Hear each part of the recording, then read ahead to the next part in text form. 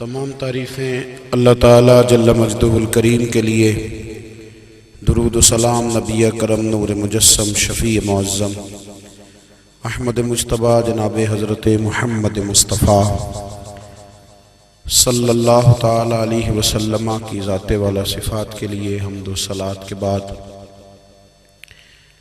عزیز دوستو، بزرگوں اور بھائیوں،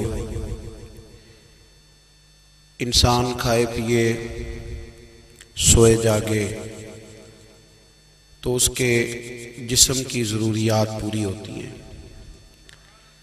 لیکن جب وہ اللہ کا ذکر کرتا ہے، نماز پڑھتا ہے، دعا مانگتا ہے، استغفار پڑھتا ہے، درود و سلام کے گجرے پیش کرتا ہے، تو پھر اس کی روحانی ضروریات پوری ہوتی ہیں۔ آج جس زمانے میں ہم وقت گزار رہے ہیں، لوگوں کی جسمانی ضروریات پوری کرنے کے لیے، غذائی ضروریات پوری کرنے کے لیے بہت سارے بندوبست کیے جا رہے ہیں، لیکن جتنا لوگ اپنی ظاہری ضروریات میں خود کفیل ہوتے جا رہے ہیں، اتنا ہی زیادہ وہ روحانی طور پر کمزور ہوتے جا رہے ہیں۔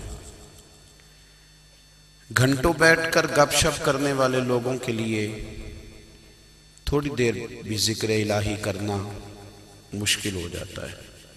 لمبی چوڑی باتیں کرنے والے، لمبے چوڑے دلائل دینے والے لوگ اور سمجھدار لوگ اور سیانے لوگ عبادت کے معاملے میں سستی کرتے ہیں، عمل کے مسئلے میں کمزور ہو جاتے ہیں۔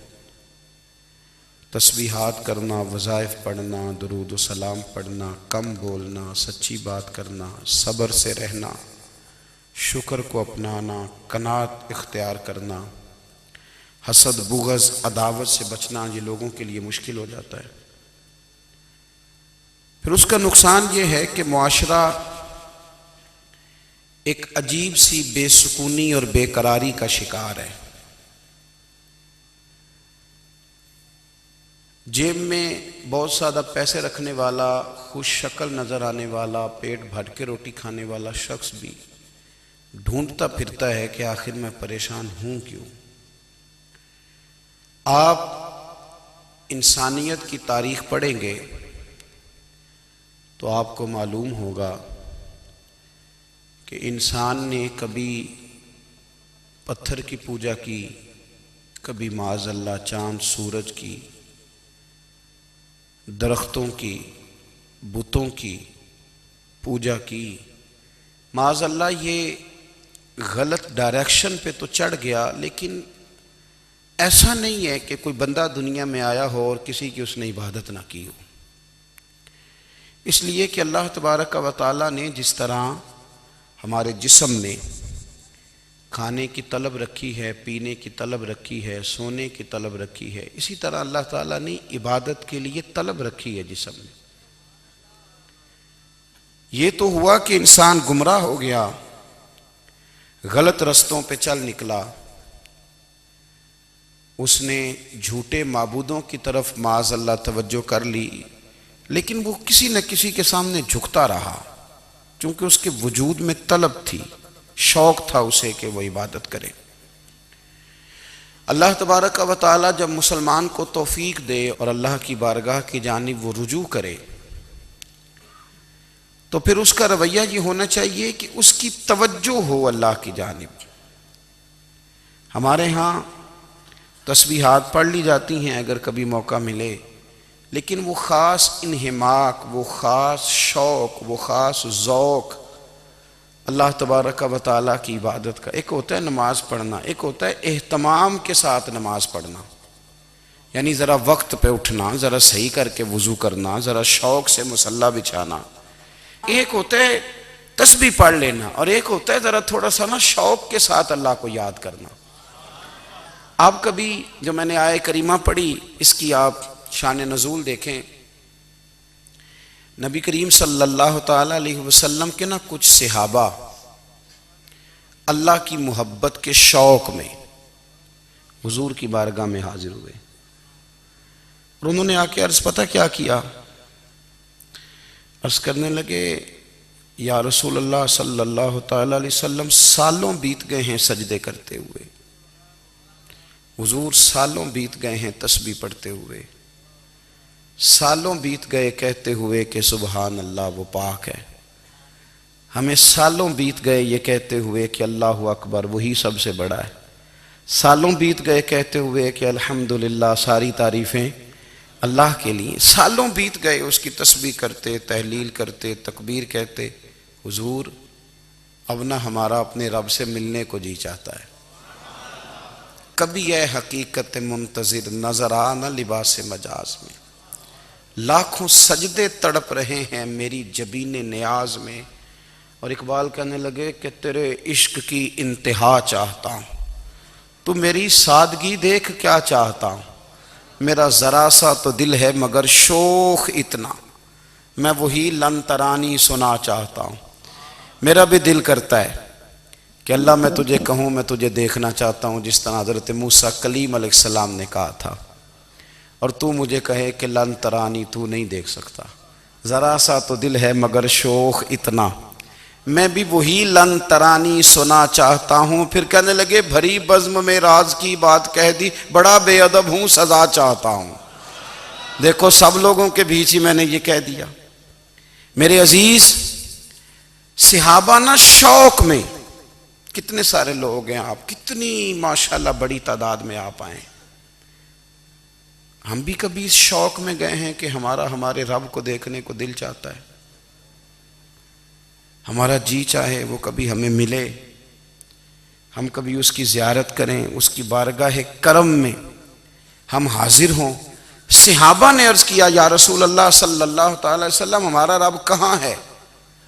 ہمارا نا اپنے رب کو دیکھنے کو جی چاہتا ہے۔ جب صحابہ نے یہ عرض کیا تو اللہ نے قرآن مجید نازل کیا، فرمایا وَإِذَا سَأَلَكَ عِبَادِي أَنِّي فَإِنِّي قَرِيبٌ، محبوب جب میرے بندے آپ کی بارگاہ میں آ کے میرے بارے میں پوچھیں نا تو ان سے کہہ دینا میں ان کے قریب ہی ہوں، قریب ہی ہوں۔ دلیل کیا ہے؟ بھائی اذا دان، یہ جب بھی مجھ سے دعا مانگیں گے میں ان کی دعاؤں کو قبول فرماؤں گا، میں ان کے قریب ہوں، میں ان کے قریب ہوں۔ یہ جب بھی دعا مانگیں گے نا میں قبول کروں گا، میں ان کے قریب ہوں۔ اللہ تبارک و تعالیٰ کے بندے اللہ سے محبت کرتے، رب کی بارگاہ میں جھکتے، اس کو اپنے دکھ سناتے، اس کے پیارے محبوب صلی اللہ تعالیٰ علیہ وسلم کا وسیلہ لے کے اس کے حضور حاضر ہو جاتے، پیشانیاں سجدوں سے روشن ہوتی۔ ہم نا ہر چیز کے لیے وقت نکالتے ہیں، ہر چیز کے لیے، لیکن عبادت کے لیے وقت نہیں نکالتے۔ ہر شے آباد ہے، ہر شے، ہماری فیس بک بھی آباد ہے، واٹس ایپ بھی آباد ہے، ہمارے ٹویٹر بھی آباد ہیں، ہماری ہر چیز آباد ہے۔ سب سے کم آباد ہمارا مصلی رہ گیا ہے، سب سے کم۔ وہ لوگ اب ڈھونڈنے سے ملتے ہیں جن کی بغل میں مصلی ہوتا تھا۔ میرے بھائی آپ کتنا کو دنیا کے پیچھے بھاگو گے تھکا دے گی، کتنا دولت کے پیچھے بھاگو گے تھکا دے گی۔ آپ جب اپنی زندگی میں جمع تفریق کرو گے نا تو مرتے وقت احساس ہوگا کہ سارا کچھ تو لوگوں کے لیے کیا، اپنے لیے تو کر ہی کچھ نہیں سکے۔ اور ہم عبادت کے معاملے میں بہانے بازی بھی کرتے ہیں، ہم کہتے ہیں اوہو رزق کمانا بھی تو عبادت ہی ہے نا، تو میں حلال روزی کے لیے جا رہا ہوں یہ بھی تو عبادت ہے نا۔ میری طرح کے لوگ کہہ دیتے ہیں کہ میں سویرے اٹھ کے مدرسے میں کچھ اسباق دیکھتا ہوں تو یہ بھی تو عبادت ہے، میں بیان کرنے کے لیے مطالعہ کرتا ہوں تو یہ بھی تو عبادت ہے نا، اتنے لمبے سفر کر کے ملک میں دنیا میں گھومتا ہوں تو یہ بھی تو میں عبادت ہی کر رہا ہوں۔ اب اسپیشل نفلوں کے لیے وقت کس طرح نکلے، اسپیشل کر کے تسبیح میں کیسے چلاؤں، میں سارا کچھ ہم بہانے بنا لیتے ہیں نا۔ میرا سوال یہ ہے کہ یہ ساری باتیں صحابہ کو، نبی کریم کو، دیگر لوگوں کو بھی تو پتہ تھی نا، لیکن آپ غور تو کریں 23 سال حضور کو وقت ملا، مختصر وقت ظاہراً تبلیغ کرنے کے لیے، پوری دنیا میں دین بھی پھیلانا ہے۔ گھر میں 11 ازواج ہیں، 4 بیٹیاں ہیں، ان کی اولادیں، سارے کام کاج بھی دیکھنے ہیں، لیکن سیدہ طیبہ طاہرہ حضرت عائشہ صدیقہ رضی اللہ تعالیٰ عنہ فرماتی ہیں سارا دن تبلیغ کرتے، ہر غلام کے دکھ سنتے، گھر میں آتے تو اپنے گھر والوں کا خیال کرتے، کام میں ہمارا ہاتھ بٹاتے۔ قربان جاؤں، کہتی ہیں زمانہ سارا سو جاتا لیکن آمنہ کے لال مصلی بچھا لیتے۔ دنیا سو گئی ساری، سب سو گئے، جو خدام تھے، وہ جو غلام تھے، وہ سو گئے۔ صحیح مسلم میں لفظ ملیں گے، سیدہ پاک فرماتی ہیں او میرے نبی کے غلاموں، میں نے یہ رنگ بھی دیکھا ہے کہ حضور نے اتنا کھڑے رہے، اتنا قیام کیا، اتنا قیام کیا کہ مقدس پیروں میں ورم آ گئے، سوج گئے پیر، اتنے بڑے۔ دل پہ ہاتھ رکھ کے نہیں بتا سکتا کہ میرے کبھی نماز میں پیر سوج گئے ہوں، کوئی نہیں بتا سکتا۔ بچوں کی روٹی کماتے تھک گئے بات الگ ہے، ہم سیر کرنے گئے تو تھک گئے بات الگ ہے، لیکن عبادت میں یہ بھی تو مسلم شریف ہے نا، یہ بھی تو دین ہے نا، یہ بھی تو حضور کی سنت ہے، یہ بھی تو وہ چیز ہے جو کریم کی آنکھوں کی ٹھنڈک ہے۔ سیدہ فرماتی ہیں پیروں میں ورم آ گئے، اور ساری رات ہی حضور نے نماز پڑھی اور ایک ہی آیت بار بار دہرائی۔ مسجد نبوی میں بلال حبشی نے فجر کی اذان دے دی اور حضور ابھی مصلی پہ تھے، کریم فارغ ہوئے۔ میں نے عرض کی یا رسول اللہ صلی اللہ علیہ وسلم، آپ کے تو صدقے اللہ اگلے پچھلوں کے گناہ معاف کرے گا، تو آپ اتنی آہوزاری کیوں فرماتے ہیں؟ آپ تو شفیع ہیں، آپ تو انبیاء کے امام ہیں۔ تو حضور نے فرمایا عائشہ تم نے گنوایا ہے نا میرے اللہ کی مجھ پر کتنی رحمت ہے، افلا اکون عبدا شکورا، فرمایا اگر اس نے اتنی نعمتیں دی ہیں تو کیا میں اس کا شکر گزار بندہ نہ بنوں؟ میں شکر گزار بندہ نہ بنوں اس کا؟ پھر اگر اتنی نعمتیں اس نے دی ہیں، مجھے اتنا نوازا ہے، تو پھر میں اس کے سامنے سجدے نہ کروں؟ او میرے بھائی، بڑے قابل فخر لوگ ہیں ہم کہ ہم نبی پاک کے غلام ہیں، ہم قابل فخر ہیں کہ نبی کریم کے غلام ہیں۔ کیا کبھی اس غلامی کے شکرانے میں بھی 2 نفل پڑھے کہ یا اللہ تیرا شکر ہے تو نے ہمیں حضور کا غلام بنایا ہے؟ یاد رکھیں کہ اپنی روحانی زندگی کو آباد کریں، استغفار پڑھیں، تسبیحات کریں۔ حضرت عبداللہ ابن عمر رضی اللہ تعالیٰ عنہ حضرت عمر کے صاحبزادے، مکہ مکرمہ میں ان کی قبر ہے۔ میں نے جب انہیں پڑھا تو مجھے ان سے بڑا پیار ہو گیا، لیکن آپ کو پتہ ہے وہاں جا کے کسی شخص کا مزار تلاش کرنا یا پوچھنا ایک مشکل کام ہوتا ہے۔ تو ایک دفعہ میں مکہ شریف میں حاضر تھا، تو ایک گاڑی والا ڈرائیور مجھے کہنے لگا کہ مولانا میں آپ کو جانتا ہوں، مجھے آپ سے محبت ہے، ایک بات بتاؤں آپ کو؟ میں نے کہا بتاؤ۔ کہنے لگے حضرت عبداللہ ابن عمر کی قبر دیکھنی ہے۔ میں نے کہا یہ تو نہیں کہہ رہا، یہ کسی نے بندوبست کرایا ہے، یہ اللہ نے تیرے دل میں بات ڈالی ہے، یہ ہو گیا تو لے چل مجھے۔ حضرت عبداللہ ابن عمر کو نبی پاک نے فرمایا تھا راجل صالح، یہ نیک بندہ ہے، یہ متقی آدمی۔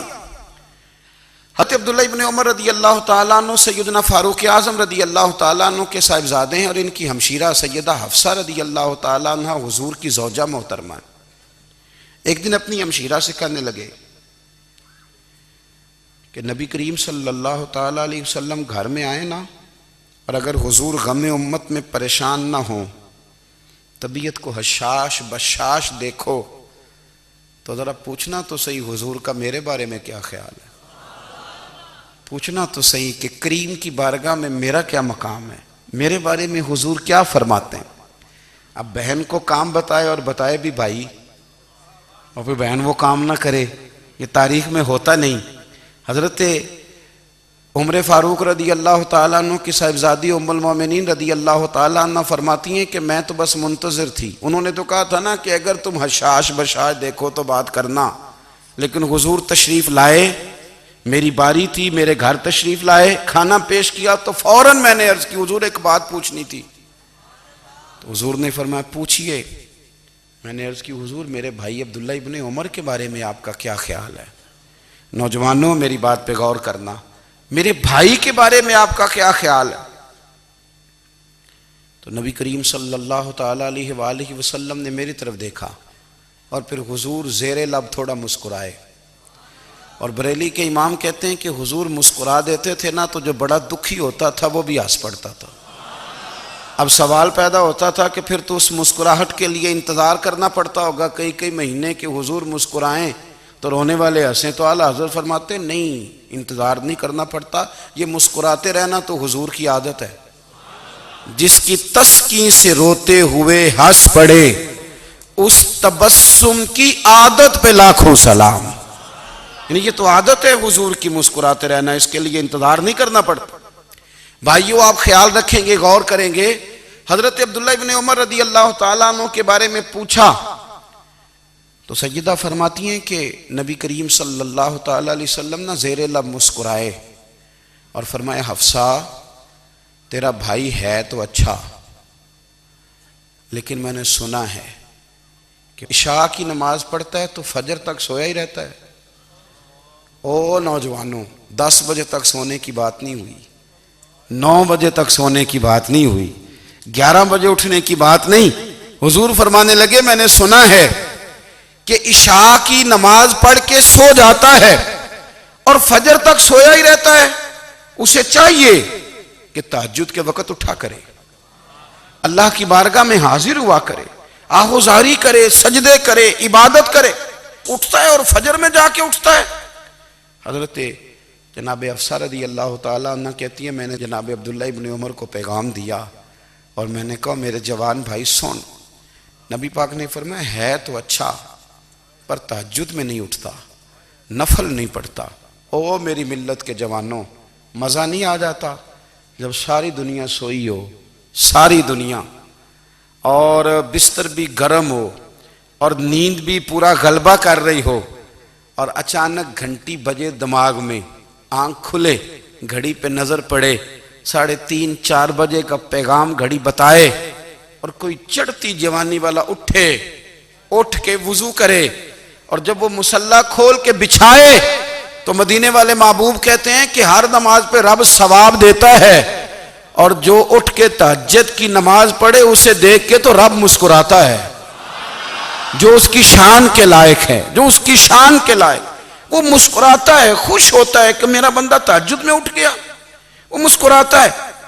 کاش ہماری صبحیں کبھی اپنے مالک کے نام ہو جائیں، کاش کے صبح۔ حضرت ابو الحسن رحمۃ اللہ تعالیٰ علیہ حضرت معاذ ابن جبل رضی اللہ تعالیٰ عنہ کے پاس بیٹھا کرتے تھے، فرماتے ہیں ان سے جو پیار بڑھا تو پھر میرا مصلی سے بھی بڑھ گیا۔ تابعی ہیں، فرماتے ہیں صحابی رسول سے محبت ہوئی تو ذکر سے بھی ہو گئی، پھر درود شریف سے بھی ہو گئی، محبت ان سے بڑھی تو پھر اللہ نے مسجد کا پیار بھی بڑھا دیا۔ آپ فرماتے ہیں کہ میری ہر وقت بھی یہ چاہتی تھی کہ بس اللہ اللہ کروں، بس اللہ اللہ کروں، بس نہ میں ذرا تھوڑی جان چھڑاؤں لوگوں سے، کوئی 10 منٹ ملے تو میں کچھ 4 نفل پڑھ لوں، میں تھوڑا سا نہ بچوں لوگوں سے، اور مجھے تسبیح ملے تو میں نہ کچھ 400-500 دفعہ استغفار پڑھوں، سبحان اللہ، الحمدللہ، اللہ اکبر، لا حول ولا قوت الا باللہ، میں نہ تسبیحات پڑھوں۔ فرماتے ہیں کہ بچے تھے گھر میں 6-7، غربت تھی، کام ملتا کوئی نہیں تھا، اور میں کام چور نہیں تھا، کام ڈھونڈتا تھا، پر اللہ کی قدرت کے کام نہیں ملتا تھا۔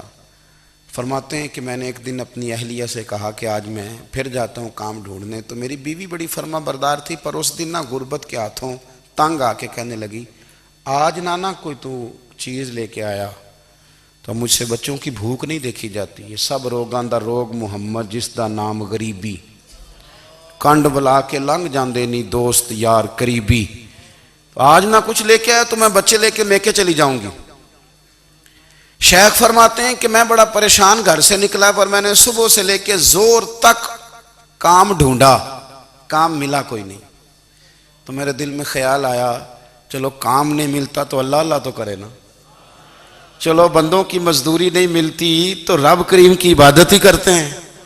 فرماتے ہیں کہ میں نے نا فرات کے پانی سے وضو کیا، نہر کے، شدید دھوپ تھی، ساتھ ریت تھی اور ریت تپ رہی تھی، میں نے اپنا رومال وہیں مصلی کے طور پر بچھا لیا، اور فرماتے ہیں کہ زور سے لے کر عصر تک نماز پڑھی، دھوپ بھی پورے زور پہ، پر میرے سجدے کا ذوق بھی پورے زور پہ۔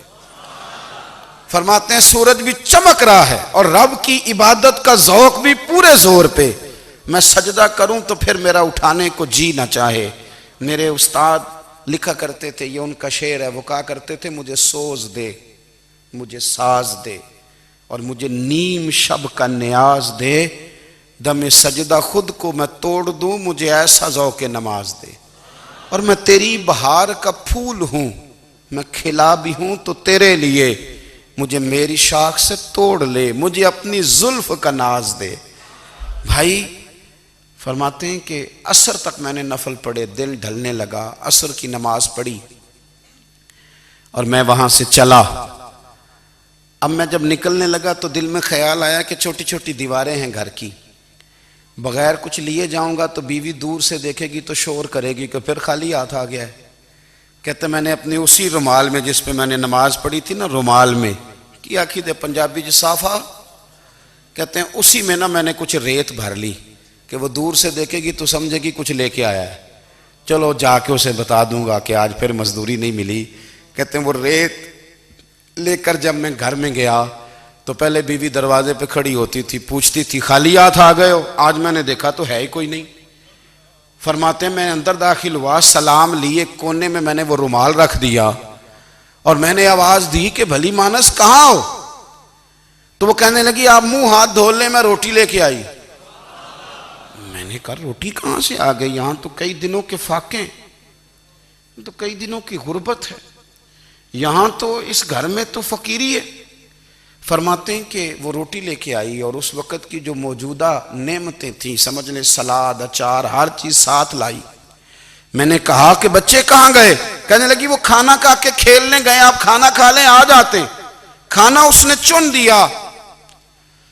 میں نے حیرت انگیز لہجے میں ساری نعمتیں اپنے دسترخوان پہ دیکھ کر کے بیوی سے پوچھا یہ کہاں سے آیا کھانا؟ بچوں کو تو نے کہاں سے کھانا کھلایا؟ یہ سارا کچھ کیسا ہے؟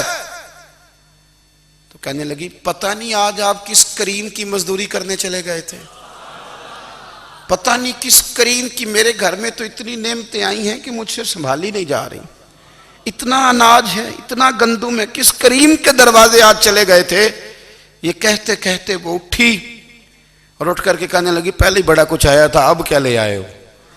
اور جا کر کے نا اس نے وہ ریت والا رومال کھولا، کہنے لگے میں تو لے کے آیا تھا ریت، تو میرے رب نے اسے بھی سونے اور ہیرے بنا دیا تھا۔ جب آپ کی توجہ اللہ کی جانب، میرے نبی پاک صلی اللہ تعالی علیہ وسلم نے فرمایا ہر چیز اپنے رب سے مانگ، ہر چیز مانگ، ہر چیز مانگ۔ یا رسول اللہ کیا کچھ؟ میرے محبوب نے فرمایا تیرے گھر میں نمک بھی ختم ہو جائے تو وہ بھی اپنے رب سے مانگا کر، تو مانگنا وہ تجھے دے گا، تو اس کی بارگاہ میں کشکول طلب دراز تو کرنا۔ اور ترمذی شریف میں عجیب لفظ ہے، رسول کائنات نے فرمایا، رب کریم فرماتا ہے جب میرا بندہ ہاتھ اٹھاتا ہے نا تو مجھے حیا آتی ہے کہ میں خالی کیسے لوٹا دوں اس کے، اتنے بڑے بادشاہ کی بارگاہ میں۔ او بھائی لوگوں سے عزتیں تلاش کرتے ہو تو وہ کیا تمہیں عزت دیں گے؟ وہ تو کل اچھا کہتے ہیں پرسوں برا کہنے لگ جاتے ہیں۔ لوگوں کے سامنے گڈ بک میں آنا چاہو گے تو وہ تو سویرے تمہارے بارے میں کچھ کہیں گے، شام کچھ اور کہیں گے۔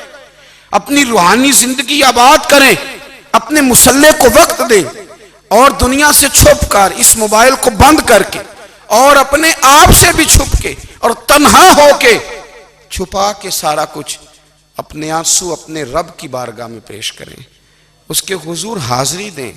سنو نا ترمذی کی حدیث، اور اسے یاد رکھنا، نبی پاک علیہ السلام نے فرمایا اپنے دکھ لوگوں کے سامنے نہ بیان کرنا، سیٹھوں نوابوں کو نہ بتاتے پھرنا، دنیا داروں کے سامنے جا کے نہ رونا کہ میں تکلیف میں ہوں۔ فرمایا اگر دنیا داروں کو دکھ بتاؤ گے رب تمہیں کبھی غنی نہیں کرے گا، اور لوگ ہیں کہ الٹا مذاق اڑائیں گے۔ آپ کی جس سے بڑی پکی یاری ہے نا، پکی، وہ تب تک پکی ہے جب تک آپ نے 50,000 مانگا نہیں، اور جس وقت آپ نے کہہ دیا کہ میں مجبور ہوں میری مدد کر تو پھر ختم ہو گئی دوستی۔ لوگوں کے تعلقات آپ کے ساتھ تب تک ہیں جب تک آپ ان سے کوئی ضرورت وابستہ نہیں کرتے۔ کریم محبوب فرمانے لگے بندوں کے سامنے دکھ نہ بیان کرنا، اللہ تجھے کبھی غنی نہیں کرے گا۔ تو اپنے دکھ اپنے رب کو بتا، تو دعائیں مانگ، تو اس کی بارگاہ میں حاضر ہو، تو اس کے حضور عرض کر۔ فرمایا اپنے دکھ اپنے رب کو بتا، وہ جلدی کرے یا دیر سے کرے تجھے ساری دنیا سے بے نیاز کر دے گا، تجھے کسی کا محتاج نہیں رہنے دے گا۔ اپنے مسلح کو، اپنی دعاؤں کو. ایک بزرگ فرماتے ہیں میں نے دعا مانگنے کا طریقہ اپنی بیوی سے سیکھا. دعا مانگنے کا طریقہ اپنی، سیکھنے والے تو اپنے بچوں سے بھی سیکھ لیتے ہیں، سیکھنے والے تو ہر ایک سے سیکھتے ہیں. وہ کہتے ہیں میں نے دعا مانگنے کا سلیقہ اپنی بیوی سے سیکھا ہے. حضرت وہ کس طرح؟ فرمانے لگے میری بیوی نے نا مجھے کوئی کام بتایا، کچھ پیسوں کی ضرورت کے لیے کہا، تو میں نے اسے کہا کہ بھئی ابھی میرے پاس نہیں ہے، کچھ دنوں میں آتے ہیں تو میں دے دوں گا. عورتوں کی عادت ہوتی ہے وہ بار بار یاد کراتی ہیں. 2-4 دنوں کے بعد پھر اس نے کہا حضرت وہ میں نے کہا تھا کچھ پیسے، میں نے اسے کہا کہ ابھی میرے پاس نہیں ہے، کچھ دنوں میں ملتے ہیں تو میں تمہیں دے دوں گا. اس نے کچھ دنوں کے بعد پھر کہا حضور وہ میں نے کچھ پیسے کہے تھے. فرماتے میں نے ڈانٹ دیا، میں نے کہا کہ کیا تو روز مجھے شرمندہ کرتی ہے، کہا نا میرے پاس نہیں ہے، ہوں گے تو دے دوں گا، تو روز یاد کراتی ہے. فرماتے ہیں اس نے پہلے تو میری ڈانٹ کو سہا، پھر میرے سخت جملوں نے اس کی آنکھوں میں آنسو پیدا کر دیے، پھر اس نے اپنے آنچل میں اپنے اس دکھ کو سمیٹا، اور پھر اس نے ایک جملہ کہا تو میں رو پڑا، اور مجھے اپنے رب سے مانگنے کا طریقہ آ گیا. مجھے کہنے لگی حضرت جی آپ نے ڈانٹ دیا میں نے سہ لیا، پر آپ ہی میرے شوہر ہیں، بتائیں نا آپ سے نہ کہوں تو میں کس سے جا کے کہوں. فرماتے ہیں میں رو پڑا، اور میں کھل کے رویا، اور میں تڑپ کے رویا، اور پھر میری سسکیاں بند گئیں. تو مجھے کہنے لگی آپ کو کیا ہوا؟ میں نے کہا مجھے بھی دعا مانگنی آ گئی ہے. جب میں اسے کہوں گا نا اللہ تو ہی میرا رب ہے، میں تجھ سے نہ کہوں تو میں کس سے جا کے کہوں؟ میں کیوں کسی بندے سے سوال کروں؟ میں کیوں کسی دنیا دار سے کہوں؟ میں تیرے بندوں کا، نیک بندوں کا وسیلہ لے کے، تیرے محبوب کی غلامی لے کے تیری بارگاہ میں آیا، تجھ سے نہ مانگوں تو کس سے مانگوں؟ سمجھ آ گئی ہے.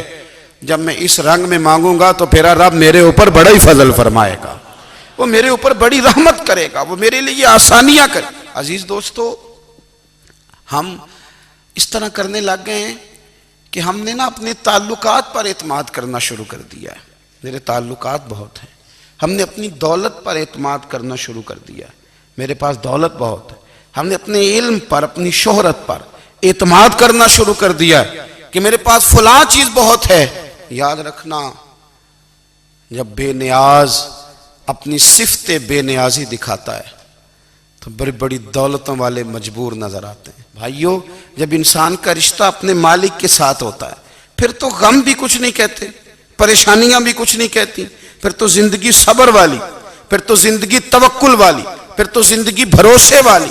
پھر انسان اپنے آپ کو رسوا نہیں کرتا، دنیا داروں سے امیدیں اس کی ختم ہو جاتی، امیدیں اللہ رسول سے لگا لیتا ہے، مضبوط ہو جاتا ہے، مضبوط، طاقتور ہو جاتا ہے، خوددار ہو جاتا ہے، باوقار باعزت ہو جاتا ہے. حضرت بہلول دانا رحمت اللہ علیہ بیٹھے تھے تو ہارون رشید حج کر کے آ رہا تھا، تو رستے میں حضرت شیخ سے ملاقات ہو گئی تو السلام علیکم کے بعد کہنے لگا حضور کوئی حکم ہو تو بتائیے گا. تو حضرت بہلول دانا فرمانے لگے تیرا رب کون ہے؟ اس نے کہا اللہ. تو فرمایا میرا کون ہے؟ کہا اللہ. فرمانے لگے تو بڑا ہی بیوقوف ہے، کیا تو یہ سمجھتا ہے کہ رب ہارون رشید کو تو دے گا اور بہلول دانا کو بھول جائے گا؟ تیرا بھی وہی رب ہے، میرا بھی وہی رب ہے. اس نے اگر تجھے دے کے آزمایا ہے تو ہو سکتا ہے مجھے نہ دے کے آزما رہا ہو. جب اس کی حکمت کے تقاضے ہوں گے تو عطا کرے گا اور دے گا. تو جا اپنا کام کر. بھائی اپنی روحانی زندگی، اپنی عبادات، اپنے وظائف، اپنے روزمرہ کے معاملات، اپنی دعائیں، اپنا استغفار. دیکھو کوئی مشکل کام تو نہیں، 2 رکوع ہیں سورہ واقعہ کہ اگر رات کو پڑھ لی جائے تو. میں کس طرح یہ بات بیان کروں کہ تعویذ بانٹنا آسان ہے اور وظیفہ بتانا مشکل ہے. سارا دن تعویذ بانٹیں تو لوگ لینے کو تیار ہیں، اور اگر آپ وظیفہ بتائیں تو کہتے ہیں تو مشکل کام ہے. او خدا کے بندے، اگر آپ کا تعلق قرآن پاک کے ساتھ مضبوط ہو، قرآن پاک کے ساتھ اگر آپ کا رشتہ ہو، لوگ سفارشیں ڈھونڈتے ہیں نا دنیا میں، کوئی تعلق مل جائے تو میرا کام ہو جائے. دنیا میں اتنا مشکل معاملہ ہے، آخرت میں مجھے بتائیے گا کتنا مشکل معاملہ ہوگا. میرے نبی پاک صلی اللہ تعالی علیہ وسلم نے فرمایا جو لوگ سورہ ملک پڑھا کرتے تھے نا، سورہ ملک، یہ سورت ملک قیامت میں ان کی سفارش کرے گی. اور اس طرح کرے گی کہ کہے گی اے اللہ یہاں اس بندے کو جنت میں داخل کر دے یا مجھے قرآن پاک سے علیحدہ کر دے. تو رب فرمائے گا جا اس کا دامن تھام کے اسے جنت تک پہنچایا. آپ بات کو سمجھیں. جب آپ کے تعلقات اپنے معاملات کے ساتھ مضبوط ہوں گے، یہ نبی کریم نے وعدہ کیا ہے کہ تو سورت واقعہ پڑھ تیرے گھر میں فاقہ نہیں آئے گا. حضرت عبداللہ ابن مسعود رضی اللہ تعالیٰ عنہ بیمار تھے تو حضرت عثمان غنی رضی اللہ تعالیٰ عنہ تیمارداری کے لیے تشریف لے گئے اور جا کر کے کہا کہ آپ بڑے بیمار ہیں، آپ کی بیٹیاں زیادہ ہیں، میں چاہتا ہوں کہ خزانے میں سے کچھ مدد کروں. تو سیدنا عبداللہ ابن مسعود رضی اللہ تعالیٰ عنہ اٹھ کے بیٹھ گئے اور کہنے لگے امیر المومنین، اللہ آپ کو میری طرف سے میری بیٹیوں کی طرف سے بہتر صلہ دے. میری بیٹیوں کو کسی خزانے کی ضرورت نہیں، میں نے انہیں خزانہ دے دیا ہے. کہا جناب آپ نے کون سا خزانہ دیا ہے، میں آپ کے مالی معاملات کو جانتا ہوں. تو فرمانے لگے امیر المومنین، میرے نبی کریم نے فرمایا ہے جو سورت واقعہ پڑھے اسے کبھی فاقہ نہیں آتا. میں نے بیٹیوں کو یاد کرا دی ہے، یہ خزانہ میں نے انہیں دے دیا ہے. وہ سارے والدین سنیں جو بیٹیوں کے لیے پریشان رہتے ہیں. حضرت عبداللہ ابن مسعود نصیحت کر رہے ہیں، فرمانے لگے میں نے سورت واقعہ یاد بھی کرا دی ہے، پڑھنے کی عادت بھی ڈال دی ہے. حضور نے فرمایا ہے جو سورت واقعہ پڑھے اسے فاقہ نہیں آتا. کہنے لگے چاند تو اپنی جگہ چھوڑ سکتا ہے، سورج گر سکتا ہے، تارے ٹوٹ سکتے ہیں، پر مدینے والے رسول کی بات غلط نہیں ہو سکتی. حضور نے فرمایا فاقہ نہیں آئے گا تو انشاءاللہ کبھی بھی نہیں آئے گا. کرنے کا کام یہ ہے کہ ہم اپنے معاملات، اپنی عبادات، اپنی دعائیں کبھی 10 منٹ عادت ہو جائے نا دعا مانگنے کی علیحدہ سے رات کو. حضور نے فرمایا جو فرض نماز کے بعد دعا مانگے اللہ اس کی قبول کر لیتا ہے. نبی پاک صلی اللہ تعالیٰ علیہ وسلم نے فرمایا اللہ مسافر کی دعا قبول فرماتا ہے. حضور نے فرمایا اللہ مظلوم کی دعا قبول فرماتا ہے. حضور نے فرمایا بیمار سے دعا کراؤ اللہ اس کی دعا قبول فرماتا ہے. میرے نبی پاک نے فرمایا ماں باپ جب بھی اولاد کے لیے ہاتھ اٹھائیں، ویسے تے بلے شاہ تو آسمانی اڈ دیاں ہی پھڑ دیں، جڑا گھر بیٹھا انہوں بڑھیا ہی نہیں. حضور فرمانے لگے ماں باپ جب بھی اولاد کے لیے دعا فرمائیں اللہ ان کی دعا کو قبول کرتا ہے. آپ اپنا تعلق بنائیں دعا کے ساتھ، عبادت کے ساتھ، مصلی کے ساتھ رشتہ بنائیں، استغفار پڑھیں. صلاح الدین ایوبی صلیبی جنگوں میں تھے. رات کو مسجد اقصیٰ میں نماز پڑھی تو پریشان تھے. ایک بزرگ سے ملاقات ہوئی تو وہ کہنے لگے کہ آپ بڑے پریشان ہیں. کہنے لگے حضور پریشان اس لیے ہوں کہ پہلے ہی مسلمان کمزور ہے، اب میں نے سنا ہے دشمن کا ایک بحری بیڑا وہ جنگی سامان سے بھرا ہوا آ رہا ہے، تو اب ان کے پاس اور تلواریں اور نیزے آ جائیں گے، مسلمانوں کے پاس پہلے ہی وسائل کی کمی ہے، پریشان ہوں کس طرح کر کے مقابلہ کریں گے. یہ بات کہتے ہی صلاح الدین ایوبی نے بزرگوں سے کہا حضور آپ بھی دعا کرنا، دعا کی بڑی طاقت ہے. میرے نبی پاک نے فرمایا دعا مومن کا ہتھیار ہے، دعا مومن کا. حضور نے فرمایا تقدیر کو سوائے دعا کے کوئی چیز نہیں بدل سکتی. دعا مومن کا ہتھیار ہے، یہ کافر کے پاس کوئی نہیں، یہ ہتھیار ہے مومن کا. اللہ کرے آپ کو سمجھ آئے. پھر سنیں کئی بار کہہ چکا ہوں یہ ہتھیار ہے. کافر کے مقابلے میں جو تیرے پاس سب سے بڑا ہتھیار ہے وہ دعا ہے. دعائیں کرانی چھوڑ دی، کرنی چھوڑ دی، لینی چھوڑ دی. حضرت سیدنا انس بن مالک رضی اللہ تعالیٰ عنہ فرمایا کرتے تھے میں نے وہ رنگ دیکھا ہے جب حضور دعا مانگتے تھے اور حضور کی مقدس آنکھوں میں آنسو بھی ساتھ ہی بہا کرتے تھے، میں نے وہ انداز دیکھا ہے. تو صلاح الدین ایوبی بزرگ سے کہنے لگے آپ بھی دعا کیجیے، اور خود رونے لگے اور سر سجدے میں رکھ کے رونے لگے اور عشاء سے لے کر فجر تک روئے، خوب روئے. صبح وہ بزرگ آئے تو صلاح الدین ایوبی کا خوبصورت اور ہنستا ہوا چہرہ دیکھا. کہنے لگے آپ بڑے خوش ہیں، رات تو میں نے بڑے روتے ہوئے دیکھا تھا. تو کہنے لگے حضور وہ جو بحری بیڑا آ رہا تھا نا وہ پانی میں ڈوب گیا ہے، اب وہ نہیں آ رہا، ابھی خبر آئی ہے تو میں بڑا خوش ہوں. بزرگ کہنے لگے اٹھ سینے سے لگ اور سن ایک بات، وہ بحری بیڑا پانی میں نہیں ڈوبا، وہ تیرے آنسوؤں میں ڈوب گیا ہے. وہ جو تو رات رویا ہے نا رب کریم کی بارگاہ میں تو وہ ڈوب گیا ہے. بھائی اپنا مصلی کا، عبادت کا، وظائف کا، اللہ اللہ کا سلسلہ اس کو مضبوط کریں، اپنی دعاؤں کے تعلق کو مضبوط کریں۔ دعائیں بڑے انقلاب برپا کر دیتی ہیں۔ ہم تھوڑے تھوڑے نا جب سے خشک ہوئے ہیں نا، خشک، اور میری تو جماعت ہی صوفیاء کی جماعت تھی، ہم تو داتا علی اجمیری کی جماعت سے، ہم تو خواجہ اجمیری کی جماعت سے، ہم تو شیخ احمد فاروق سرہندی کی جماعت سے، ہم تو صوفیاء کی جماعت۔ ہماری جماعت نے بھی وہ تعلق جو ہمارے بزرگوں نے بنایا تھا۔ بزرگ اللہ کے قریب کیسے جاتا ہے؟ ہمارے یہاں نا بہت سارے لوگ کہتے ہیں جی نظر ہو گئی تو کام ہو گیا۔ بھئی جو بخاری مسلم میں طریقہ ہے نا اللہ کا قرب پانے کا، وہ تو نفل ہے۔ نبی کریم علیہ السلام نے فرمایا بندہ نفلوں کے ذریعے رب کے قریب جاتا ہے، اور اتنا قریب جاتا ہے کہ پھر اللہ اس کی زبان بن جاتا ہے، اللہ اس کی آنکھیں بن جاتا ہے، کان بن جاتا ہے، ہاتھ اور پیر بن جاتا ہے۔ تو یہ تو عبادت ہے، یہ تو اللہ کی بارگاہ کی حاضری ہے جو آپ کو اللہ کے قریب کرے گی۔ تو اپنے نماز کو اہمیت دے کے ادا کریں، نمازیں موبائل بند کر کے ادا کریں۔ لیکن نا کچھ لوگ کہتے ہیں مجھے ٹائم نہیں ملتا نماز کا، تو میں کہتا ہوں یہ آپ نے بڑی جرت کی بات کی ہے۔ مجھے کو میرا پیر بھائی کہہ دینا میرے پاس ٹائم نہیں آپ کو ملنے کا، تو میں کہتا ہوں آج کے بعد آنا ہی نہ۔ تو کیا سمجھتا ہے، تو وہ بڑا آدمی ہے، تیرے پاس ٹائم نہیں اور ہمیں ملنے کا ٹائم، موج کر۔ تو آپ نے اللہ رسول کو کہہ دیا ٹائم نہیں۔ اور عجیب فلسفہ ہے نا، کہا جائے نماز پڑھنے آؤ تو کہتے ہیں کپڑے ٹھیک نہیں، اور کہا جائے کہ آؤ ذرا دعوت پہ چلیں تو کہتے ہیں 1 منٹ ٹھہر میں کپڑے بدل کے آیا۔ نماز کے لیے کہا تو کہتے ہیں ٹھیک نہیں، دعوت کے لیے کہا تو کہتے ہیں میں ذرا تیاری کر لوں، یوں جانا مناسب نہیں۔ یہ معاملہ ٹھیک نہیں۔ رب تو فرماتا ہے کہ جب تو مسجد میں آ تو زینت اختیار کر کے آ، خوب ذوق سے دعا مانگیں، خوب شوق سے نماز پڑھیں، خوب استغفار کا مزاج بنائیں۔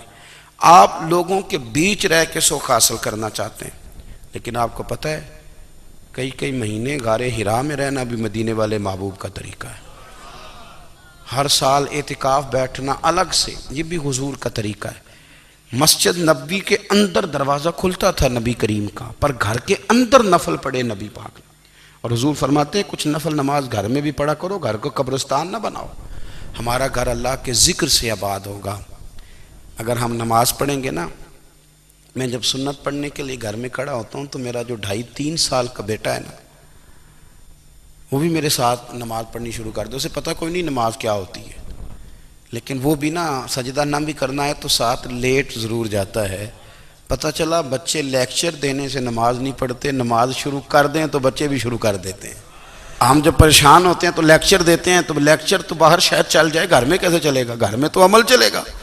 تو میرے عزیز، آج کے اس روحانی اجتماع میں ہمارے دوستوں نے جو محنت کی، ہم نے بار بار اپنی نیت سے پوچھا خدا ہمیں معاف کرے اگر کوئی ذاتی شہرت ہے، کوئی ہمارے ذاتی مفادات ہیں، رب ہمیں ہدایت دے۔ ہماری یہ خواہش تھی کہ روحانی اجتماع ہمیں تھوڑا سا اللہ اور اس کے رسول کے جانب مائل کرے، کچھ ہمارا رشتہ مصلی کے ساتھ مضبوط کرے۔